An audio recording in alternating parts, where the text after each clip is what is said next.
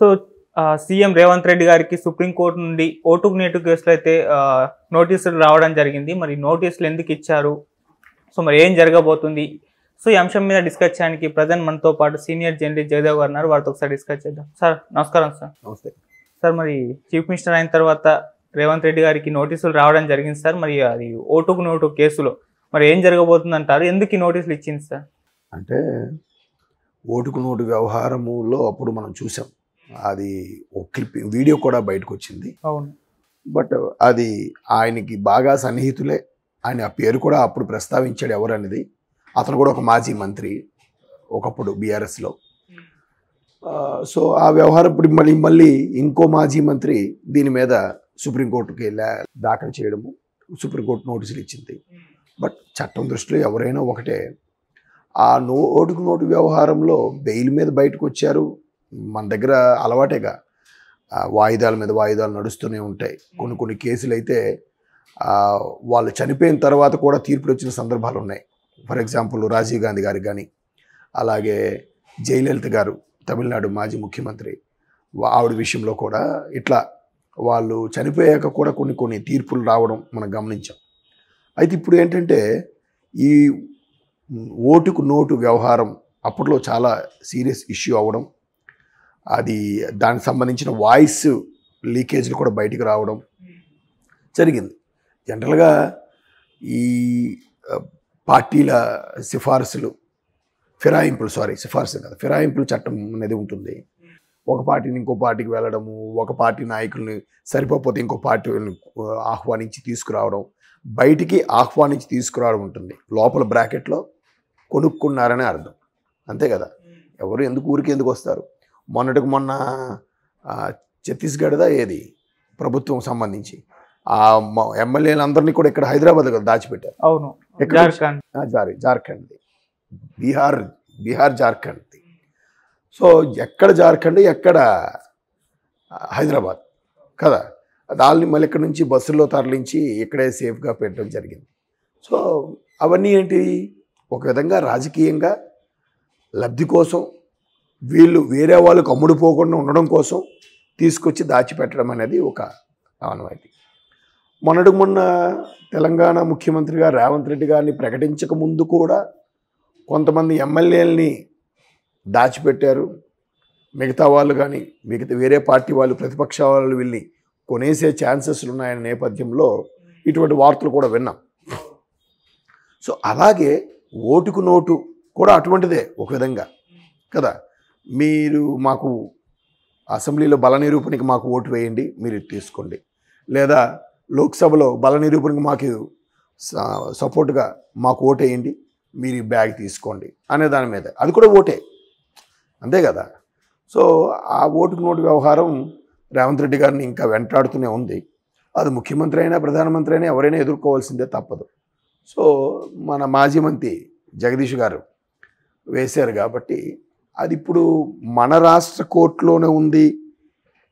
ఇక్కడ ఉండడం వల్ల ఇక్కడ ఈయన ముఖ్యమంత్రి కాబట్టి ఏమైనా ఆయన ఇన్ఫ్లుయెన్స్ ఉపయోగించి దాన్ని ఆయనకు అనుకూలంగా మార్చుకోవచ్చు అనుకునే కొంతమంది భ్రమపడుతుంటారు. అంటే కోర్టులను కూడా ఇన్ఫ్లుయెన్స్ చేస్తున్నారని ఈ మధ్యకాలంలో కొన్ని వార్తల్లో వింటున్నాం. దాంట్లో వాస్తవం ఎంత ఉందో మనకు తెలియదు, కానీ దానికోసం మార్చాలని కూడా అంటున్నారు. ఇంతకుముందు ఆంధ్ర ముఖ్యమంత్రి జగన్మోహన్ రెడ్డి గారి విషయంలో కూడా హైదరాబాద్లో కోర్టు వ్యవహారం ఉంటే, హైకోర్టులో ఉంటే, ఇక్కడ ఈయన ఒకప్పుడు ముఖ్యమంత్రి కేసీఆర్ గారితో సాన్నిహిత్యం ఉన్న సంబంధం ఉన్న నేపథ్యంలో ఈయన కూడా కోర్టును ప్రభావితం చేసే అంశం ఉంది. అందుకే ఈయన 10 ఏళ్ళుగా కూడా బెయిల్ మీదే ఉన్నాడు. ఈయన్ని పక్క రాష్ట్రం తమిళనాడుకు కానీ, లేదా అటువైపు కర్ణాటక కానీ, మహారాష్ట్రకు కానీ మార్చండి అని కూడా రఘురామకృష్ణరాజు గారు ఒక లేఖ రాశారు.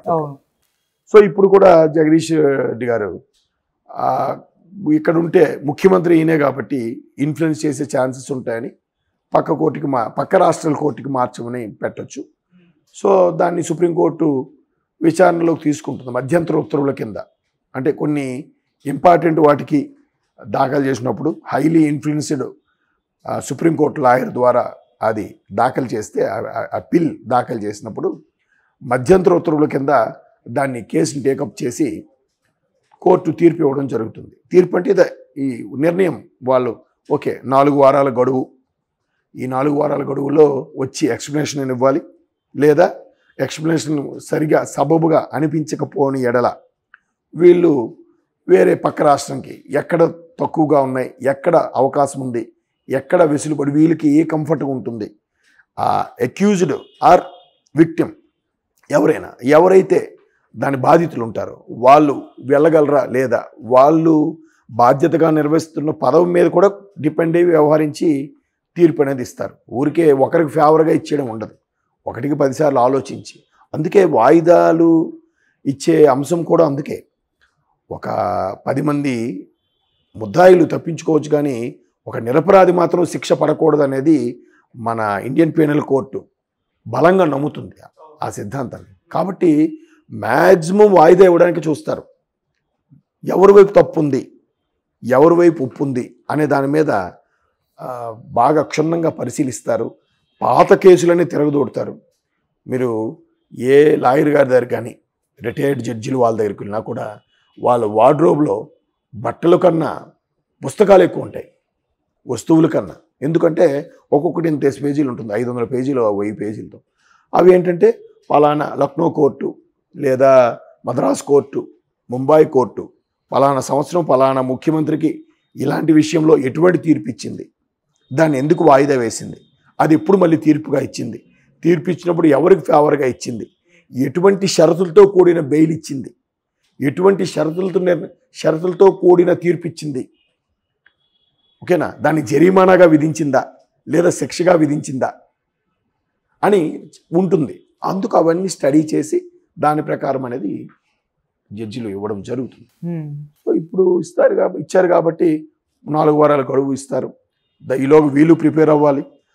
అటుపక్క ఎవరైతే రేవంత్ రెడ్డి గారు దాన్ని ఎదుర్కొంటున్నారో ఆరోపణ, దాన్ని కూడా ఆయన నిరూపించుకోగలగాలి. అది ఎంతవరకు వాస్తవం, నిజమేనా కాదా, ఎవరైనా అలా మ్యానిపులేట్ చేశారా, లేదంటే ఊరికే ఆయన అలా ఇరికించారా, లేకపోతే నిజంగానే ఈయన ఎవరో చెప్పడం వల్ల వెళ్ళి ఆ ఓటుకు నోటు వ్యవహారం బేరం కుదుర్చుకున్నాడా, అన్ని యాంగిల్లోనూ దానికి తగ్గట్టు విట్నెస్లు, ప్రూఫ్స్, సాక్ష్యాధారాలు అన్నీ సేకరించి 1కి 2 సార్లు పరిశీలి ఆ తీర్పు ఇచ్చే ముందు కూడా రిజర్వ్లో పెడతారు. ఒకవేళ ఆ రోజుకి అరే క్లారిటీ తప్పు చేసిందని ప్రూవ్ అయినా కూడా వెంటనే తీర్పు ఇచ్చారు. తప్పు జరిగింది ఓకే, అక్కడ వ్యక్తి ఎవరు, బాధ్యత గల పదవుల్లో ముఖ్యమంత్రి పదవిలో ఉన్నాడు. ఒక రాష్ట్ర భవిష్యత్తుని, రాష్ట్ర రాజకీయాల్ని, రాష్ట్ర ప్రజల మనుగడని శాసించే వ్యక్తి ముఖ్యమంత్రి కదా. మరి అలాంటప్పుడు ఎంత కీలకంగా నిర్ణయం ఉండాలి. దీనివల్ల ముఖ్యమంత్రి స్థానంలో ఉన్నాడంటే ఎంతోమంది ఓటర్లు ఎన్నుకుంటే, లక్షల మంది ఓటర్లు, కోట్ల మంది ఓటర్లు ఎన్నుకుంటే ఆయన స్థానంలో ఉన్నాడు కాబట్టి వాళ్ళలో ఏ ఒక్క ఈయనకి ఇలాగ శిక్ష ఒకవేళ విధించిన తీర్పు ఆయనకి వ్యతిరేకంగా ఇచ్చిన కొంతమంది మనోభావాలు దెబ్బతిని అల్లర్లుగా మారే అవకాశం కూడా ఉంటుంది కదా. అవును, శాంతి భద్రతలు కూడా దృష్టిలో పెట్టుకోవాలి. అర్థమవుతుందా? ఇన్ని యాంగిల్లో కూడా ఆలోచించి చేస్తారు. చూద్దాం. మరి బీఆర్ఎస్ ప్రభుత్వం మాజీ మంత్రి చేశారు కాబట్టి అది రేవంత్ రెడ్డి గారికి ఒక విధంగా సవాలే. ఎందుకంటే రేపు లోక్సభ ఎన్నికలు కూడా రానున్నాయి. ఇప్పుడు ఇది నిరూపించుకోగలిగితే రేపు లోక్సభ ఎన్నికల్లో కూడా ఆయనకి తిరుగులేని జెండా ఎగరేస్తాడు ఆయన. ఒక విధంగా ఆయనకు ఒక ఛాలెంజ్, టాస్క్. చూద్దాం. నటిసి ఆయన సాక్ష్యాధారాలు మనం కూడా అప్పుడు వీడియో క్లిప్పింగ్స్ కూడా కొన్ని చూసాం సోషల్ మీడియాలో గట్రా. అలా చూసినప్పుడు కూడా ఓకే ఈయన ఇట్లా ఈ వీడియో వచ్చింది ఇది అంటే ఎంతకీ వీడియో అయితే వచ్చింది కానీ వాయిస్ క్లారిటీ లేదు, ఏ అంశం మీద మాట్లాడుతున్నారు అనేది కొంత అంత ఇది లేదు. చూద్దాం మరి అది ఆయన ఎంతవరకు నిరూపించుకోగలుగుతారో, ఆయన దాని నిజాయితీని కానీ ఆయన ఆ స్టేచర్కి, ముఖ్యమంత్రిగా ఆ హోదాకి ఒక అందం ఉండాలి. ఇటువంటి నెంతలు ఉన్నప్పుడు దాన్ని అధిగమించి వచ్చినప్పుడే ముఖ్యమంత్రిగా కూడా బాగా నెగ్గుకు రాగలుగుతారు. ఆ బిగ్గెస్ట్ టాస్కే ఎట్లా ఓవర్కమ్ అవుతారో చూద్దాం, ఎవరు గెలుస్తారనేది. Thank you so much sir.